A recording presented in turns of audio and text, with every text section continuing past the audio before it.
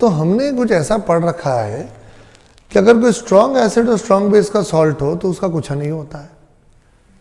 फिर अगर weak acid और स्ट्रॉन्ग बेस वाला हो तो ओवरऑल बेसिक हो जाता है। उल्टा ले स्ट्रॉन्ग एसिड और वीक बेस तो ओवरऑल एसिडिक हो जाता है। और उसमें कोई कभी एनायन काम कर लेता है, कभी कैटायन काम कर लेता है, कभी दोनों ही काम नहीं करते। जैसे NaCl ले लिया तो NaCl देगा Na+, जो कुछ नहीं करता, Cl- वो भी कुछ नहीं करता। लेकिन हम अभी तक हम बचते आए हैं, इस तरह के सॉल्ट नहीं लिए हैं जिसमें कैटायन और एनायन दोनों ही एक्टिव हो, दोनों ही हाइड्रोलाइज हो। बच रहे थे, अब इसी पे फोकस करना है। तो लिखिए salt of a weak acid and a weak base.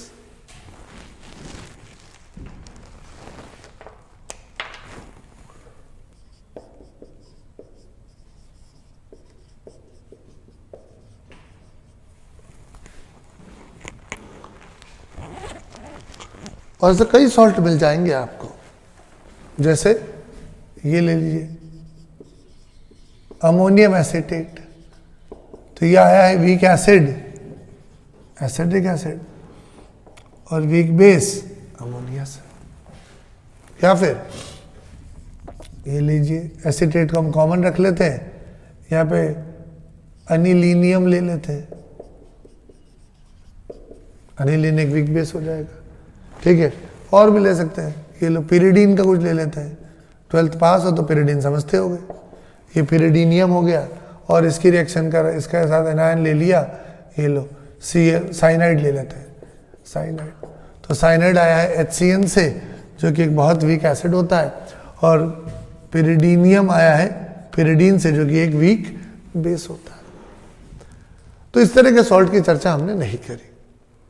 ठीक है, अब एक पर्टिकुलर सॉल्ट हम ये वाला लेते हैं, और इनके कुछ फॉर्मूलेज हैं जिनका डेरिवेशन का अलग से वीडियो बना हुआ है।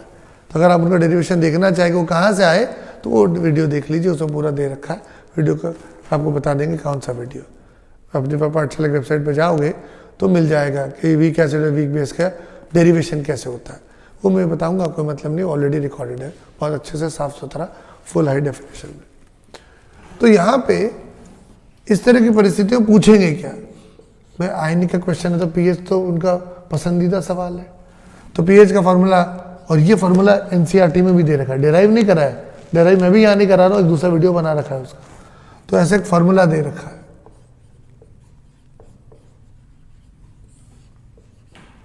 ठीक है, फिर पूछेंगे हाइड्रोलिसिस कांस्टेंट बताइए KH, तो वो जगह KW/Ka.Kb, Kb ओरिजिनल एसिड का K, ओरिजिनल बेस का Kb।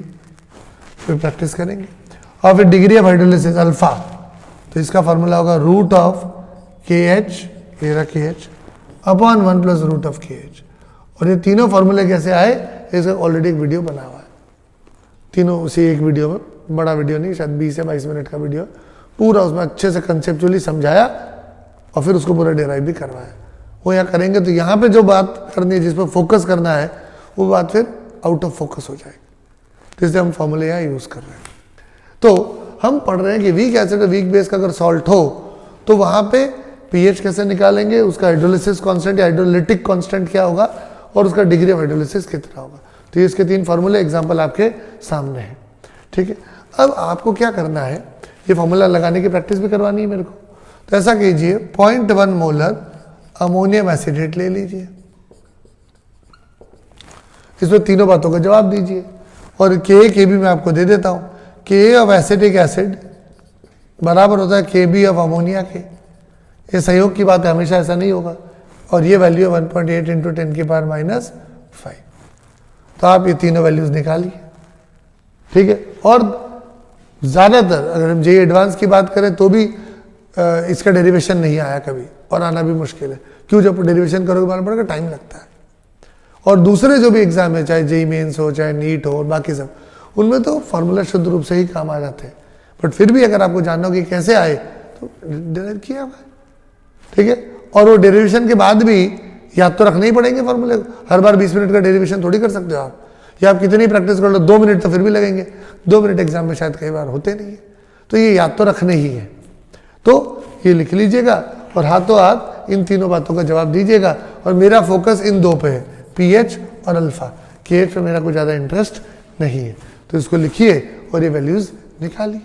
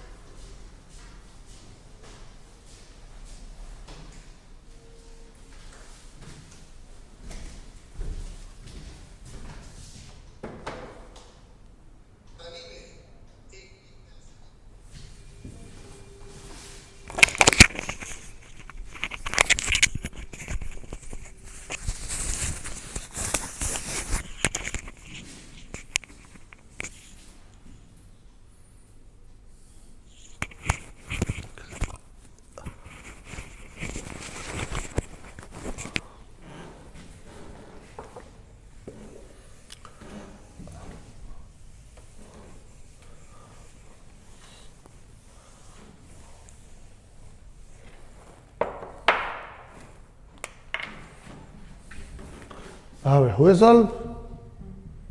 अल्फा की वैल्यू क्या है?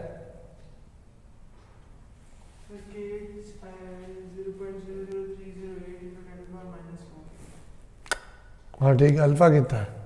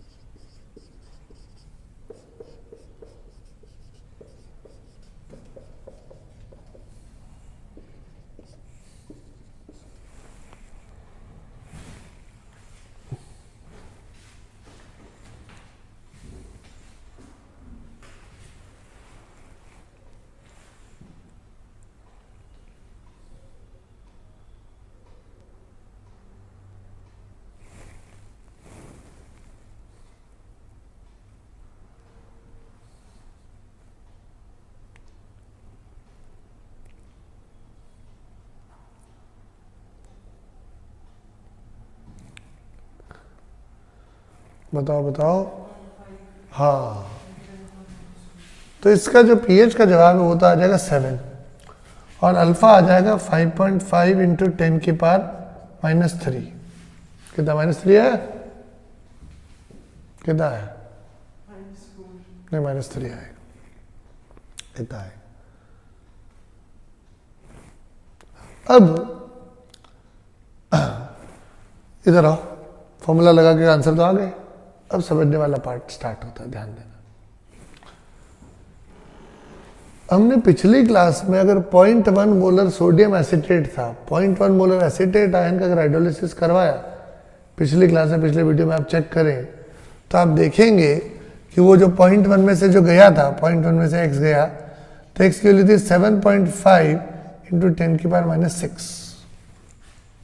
अगर इसे अल्फा की भाषा में बोलूं तो 0.1 में से जब इतना गया है तो 1 में से जाएगा 7.5 इंटू 10 की पावर -5। तो कल अल्फा इतना था, एसिटेट आयन था 0.1 और तब अल्फा इतना था। तो अभी भी एसिटेट आयन तो 0.1 ही है ना, दोनों ही 0.1 है। लेकिन अब अल्फा कितना आया है कंपेयर कीजिए, काफी फर्क आ गया। 10 की पावर -5 और 10 की पावर -3, तो 100 गुने का फर्क तो यही आ गया, राइट? लगभग 100 गुना है।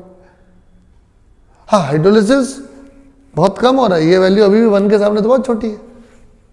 ये वैल्यू अभी 1 के सामने तो बहुत छोटी है, 1 भी नहीं है, 1% भी नहीं है अभी तक तो ये।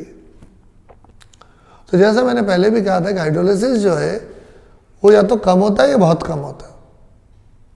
पीएच निकाल लिया, फॉर्मूला रट लिया, और अगर आपको इसका डेरिवेशन देखना है तो मैंने अभी अपने आईपैड में चेक किया, तो अगर आप पाठशाला की वेबसाइट में जाएंगे, लॉगिन करेंगे तो आपको एक वीडियो मिल जाएगा, उसमें सर्च कीजिए, सर्च वाला ऑप्शन आता है तो उसमें आएगा ऑल्टरनेट एक्सप्लेनेशन ऑफ हाइड्रोलिसिस। तो जब आप ये डालेंगे तो 2-3 टॉपिक आएंगे, क्लिक करना, वीडियो आ जाएगा। कोई कितने मिनट का वीडियो है पता नहीं रहा, कितने मिनट का है, बट बहुत बड़ा वीडियो नहीं है, 15-20 मिनट के अंदर पूरा ढंग से समझाया, थ्योरी, डेरिवेशन, तीनों फॉर्मूले कैसे आए सब बता रखा है। तो आप पाठशाला की वेबसाइट पर चले जाइए, देख लीजिएगा, और अगर लॉगिन आईडी नहीं हो तो नीचे से ऑफिस से ले लेना, ठीक है? तो मुद्दे की बात यह है कि हाइड्रोलिसिस तो पहले भी कम ही होता था, अभी भी कम ही हो रहा है, लेकिन इतना बढ़ तो गया। पहले जहां जा रहा था, पहले जहां अल्फा की वैल्यू इतनी थी, तब अल्फा की वैल्यू इतनी हो गई। तो ये बढ़ोतरी कैसे हुई ये समझना है, राइट? तो देखो, अगर सिर्फ इसका हाइड्रोलिसिस होता तो ठीक है, थोड़ा बहुत ये बन जाता, सिर्फ इसका हाइड्रोलिसिस होता तो थोड़ा बहुत ये दोनों बन जाते। लेकिन अगर दोनों एक ही बर्तन में है और दोनों का हाइड्रोलिसिस हो रहा है, तो ये दोनों जो बनेंगे, ये दोनों आपस में जुड़ के आगे चले जाएंगे। और ऐसा होने से ली शटलेर प्रिंसिपल लगाइए, सिंपल इक्विलिब्रियम का फंडा लगाइए कि वैसे तो ए बी और सी इक्विलिब्रियम में, सी को कोई ले गया तो रिएक्शन आगे आएगी, ए बी और सी इक्विलिब्रियम में, सी को कोई ले गया तो रिएक्शन आगे आएगी। तो दोनों एक दूसरे को आगे लेके जा रहे हैं, मेरा H+ तुम्हारा OH- ले गया, तुम्हारा OH- को मेरा H+ ले गया, तो हम दोनों एक दूसरे के हाइड्रोलिसिस को सपोर्ट कर रहे हैं, आगे खींच रहे हैं। सिर्फ तुम्हारा हाइड्रोलाइसिस होगा तो कम होगा, सिर्फ मेरा होगा तो कम होगा, हम दोनों का होगा तो ज्यादा होगा। हाँ ज्यादा होगा, कोई 50% नहीं हो गया, 5% भी नहीं हुआ, लेकिन अच्छा खासा फर्क आ रहा है, लगभग 80 90 80 टाइम्स का तो फर्क आ रहा है। 80 टाइम्स कोई कम होता है क्या? तो ये भी समझ में आना चाहिए कि ये फर्क आया तो आया कैसे। आंसर तो आ गया, लेकिन अब अपने और समझा कि फर्क, वो डिफरेंस क्यों पैदा हो रहा है। हाइड्रोलिसिस या तो बहुत कम होता है या कम होता है, ज्यादा नहीं हो रहा, लेकिन बहुत कम और कम में भी तो फर्क है। ये फर्क कहां से आया, राइट? इसको एक लाइन में ऐसे बोल देते हैं, बुक्स में ऐसे लिखा है कि in the presence of a counter, in the presence of hydrolyzing counter ion, रुक जाना, hydrolyzing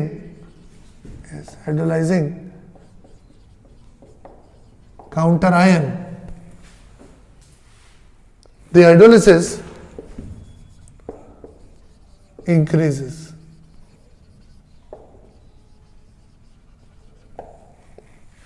अगर मैं कैटायन हूं तो काउंटर आयन मेरा काउंटर आयन एनायन है, मैं एनायन हूं तो मेरा काउंटर आयन कैटायन है, मैं कैटायन हूं तो अगला एनायन, मैं एनायन हूं तो अगला कैटायन। तो अगर मेरा काउंटर आयन भी हाइड्रोलाइज होता है तो मेरा हाइड्रोलाइसिस उससे बढ़ जाएगा, राइट? अगर मेरा काउंटर आयन, मैं तो हाइड्रोलाइज हो ही रहा हूं, अगर मेरा काउंटर आयन भी हाइड्रोलाइज हो तो उससे मेरा फायदा होगा, उसका भी होगा लेकिन मेरा भी तो होगा। समझ में? परस्पर हाइड्रोलाइसिस होगा तो ज्यादा अच्छा होगा। सिर्फ एक का होगा दूसरे का नहीं हो रहा, अच्छा नहीं होगा। सिर्फ दूसरे का हो रहा है पहले का नहीं हो रहा, अच्छा नहीं होगा। दोनों का हाइड्रोलाइसिस होगा तो दोनों का फायदा होगा, जो कि हम देख चुके, मैथमेटिकली भी देख लिया और कंसेप्चुअली भी समझ में आती है बात। ओके, तो ये वीक एसिड और वीक बेस का जो सॉल्ट है ये कोई बहुत मुश्किल तो नहीं है, बस पहली बार आयनिक में हमने कोई फॉर्मूला लिखा और उसका डेरिवेशन हमारे पास नहीं है। एक तो ये नई बात है, बाकी समझ में तो आ रहा है, और इसका डेरिवेशन का अलग से वीडियो बना रखा है, वरना वो यहाँ बनाते हैं तो फिर जिस बात पे इस पे फोकस करना है वहां से हमारा ध्यान हट जाता, बड़ा सा लंबा वीडियो हो जाता, और फिर फोकस नहीं कर पाते, तो कट टू कट अलग अलग वीडियो बनाए। आपको इसका डेरिवेशन पढ़ना है वो अलग वीडियो देख लीजिए। ये देखना है कि वीक एसिड वीक बेस का सॉल्ट का हाइड्रोलाइसिस में क्या नया क्या है, सिर्फ वीक एसिड हो या सिर्फ वीक बेस हो या दोनों एक साथ हो, फर्क क्या है, फर्क भी देख लिया। इस बात पे फोकस करना था इस वीडियो पे। Got it? अब मैं चेंज कर सकता हूं, जरूरी नहीं कि आप ऐसे एसिड और बेस ले जिनके के भी बराबर है, अलग हो सकते हैं, तो pH 7 नहीं आएगा, बट ये फंडा तो फिर भी लगेगा ही लगेगा, ये फॉर्मूले भी लगेंगे और ये वाला जो फंडा है काउंटर आयन वाला ये वहां पर भी वैलिड होगा। ठीक है, तो वीक एसिड और वीक बेस वाले सॉल्ट भी हमने पढ़ लिए। अब इन पे 2-3 सवाल कर लेंगे, बहुत है, मोर देन इनफ। समझ के अगर आप 2 सवाल भी कर ले तो बहुत है, और बिना समझे 200 भी कर ले तो कॉन्फिडेंस नहीं आने वाला। ओके, तो इस वीडियो को बंद करते हैं, फिर और वीडियो बनाएंगे अभी।